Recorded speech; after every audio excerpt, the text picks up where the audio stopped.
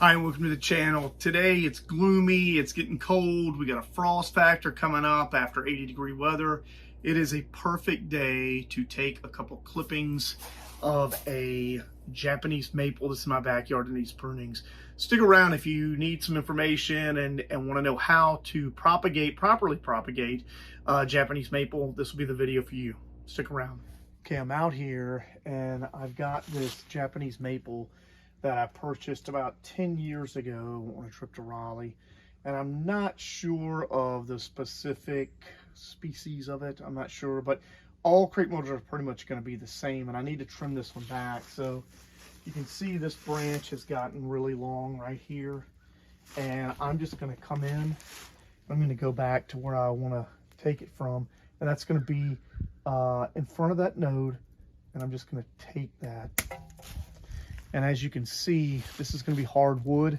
So the reason that I'm taking this now is the hardwood, if you get it before it really goes to what we call new growth and green, like you can see, this area is a lot more flimsy.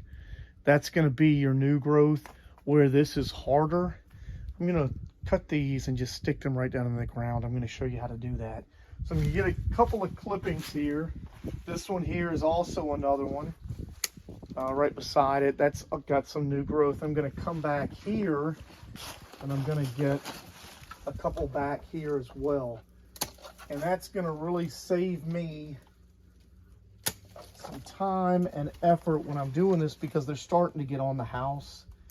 I really don't want that. I'm actually going to take a good amount of that one. As you can see, there's no rhyme or reason. I'm just grabbing some. Might look like I've got a little hairdo going there. And I'm going to grab a piece over here that I saw. See how long these get and how leggy? This is just another piece. I'm going to come in. I've trimmed these back in the past. I'm going to bring that as well. So it's basically it. This is to show you just how simplistic this is. I'm going to cut these. Now we'll go back to the greenhouse and I'm going to show you how to propagate them in a pot. Put them away. It'll be very simple. Okay, so we're back in the greenhouse. I've got my clippings right here. I'm going to show you all some things. A couple of people have asked me a couple of times what clippers I use. I think in the Limelight Hydrangea clipping video that we did, the propagating video that we did, some people had asked. I'm doing these A.M. Leonard, the titanium. I highly recommend those. These are good. I think the only thing I don't like about them, just on a little note, is right here, it's got the catch, and they really do not stay closed. I wish that they would fix that. It will, but if it bounces of any amount, I just don't think you should have to put that much force on it to close these. I also use these Fiskars. I think you can get these pretty much at any Walmart. They go on sale, and I get them at the end of the year sale. They're great to just have around. I like them, but the A.M. Leonards are probably some of the best. Oh, and I also use, believe it or not, these work great. These are livestock hoof trimmers, and believe it or not, these are made by Soboten, S-O-B-O-T-E-N. It's a 1210. These are absolutely fantastic. Pruners as well. So anyway, we'll side note. Okay, so let's talk a little bit about what we're going to do. As I said, this is all hardwood, and the hardwood you can see is nice and thick. So I've taken a cutting right below that node. Okay, what's great about getting hardwood is you really don't have to worry about see where I'm cutting that right at the node. You really don't have to worry about putting that much effort into it. Okay, so there's one. We're going to take another one right here. I'm going to make about 10 cuttings. I want to show you all. Not even there. I think we're going to go about right there. I want to show you all real quick while I'm cutting this, since I'm all over the place today. I want to grab my oak leaf hydrangea updates, and I want to show you all. So these were Limelights, and we clipped those on the 13th of January. You can see where they're coming along. I had them in a tray, and I actually moved them here. I've got these in here, and they're doing fantastic.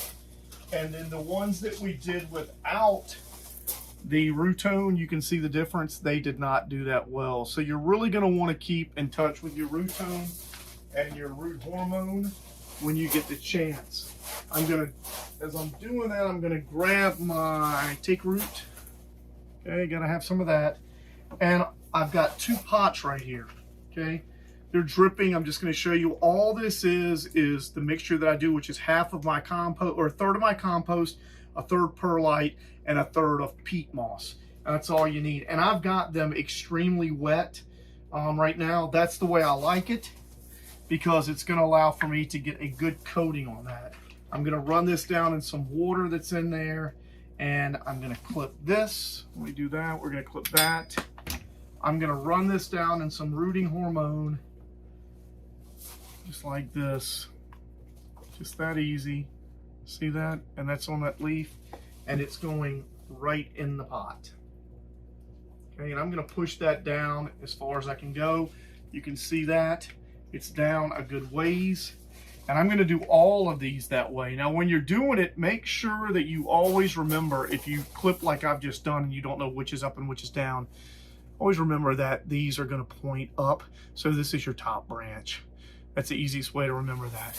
I'm going to come in, you can see there's a small node right there. So I'm going to still use this, but I am going to put that in some water.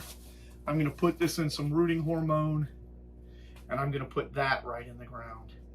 Okay, now, here's the big thing. We're in a greenhouse, but I want everybody to understand, if you're doing hardwood, I can take these and I can put them outside. So if you don't have a greenhouse, don't worry about that. Take these and put them right outside. Another thing that you can do, this one's got dirt in it, but if you have a clear tub like this and you have a lid, there's nothing wrong, if you don't have a greenhouse, from taking those and putting them outside, not in direct light. You want to put them in filtered light, and you can even put them on the north side to where they'll only catch a certain part, but that bit of humidity will help that out as well. But that's what we're working on right now. We're going to go ahead and we're going to pot up the rest of these. I'm going to do 5 to a pot. There's 3, and you can see how easy this is to get in the ground. It's a very simple clip. Get a little bit of moisture on it, put it down in this, okay, and put it in the ground. You are not going to lose but so many of these. I'm trying to get another one here.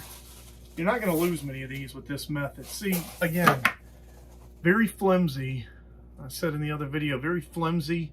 Okay, at the top, you can see how much darker this is and how much harder it is. I'm going to take a clipping at the bottom, just below that node. I'm going to come up and I'm going to take it just above that node. I'm going to take this little piece right here off, and then I'm going to come up and I'm going to go to here. And that's going to be 5. This will be 5 right here. Your bottom is all that you really need to get that set. And then you can just push this in. Okay. You all saw how easy that is. You can see right here just how easy that is to get set up. That's all there is to it, okay? 5 in there. I've got another 5 I'm going to put in here. We're going to be good to go. Okay, we're back. I finished up. You can take a look and see here. We've got 5 in each one. I'm going to take this, we're going to put it right over here. I've got my avocados and my rosemary and my Shasta onions and my Shasta daisies here. I grab another one and just bring this over. I'm going to be watching. You can see how simple that is. I'm not going to be doing anything with these other than just leaving them just like this. Okay, I will date them. I'll put that date down and watch and see how this goes. That's going to conclude today's video. I hope this helps. Easy, easy Japanese maple. Some people are so intimidated by these propagation pieces. I'm going to be doing one down the road on the crepe myrtle as well. If you can't propagate a crepe myrtle, you probably don't have any business watching a gardening video. They are so simple. But the Japanese maple, sorry I don't know the specific species, but I just don't. It was kind of a spur of the moment buy. I don't think there was a tag on it, and that's just the way it worked out.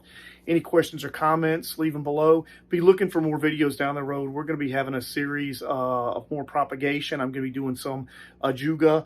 I've also got one quick thing right here. I have got my night blooming Sirius, which I will show you. I have a plant that dates back a long way.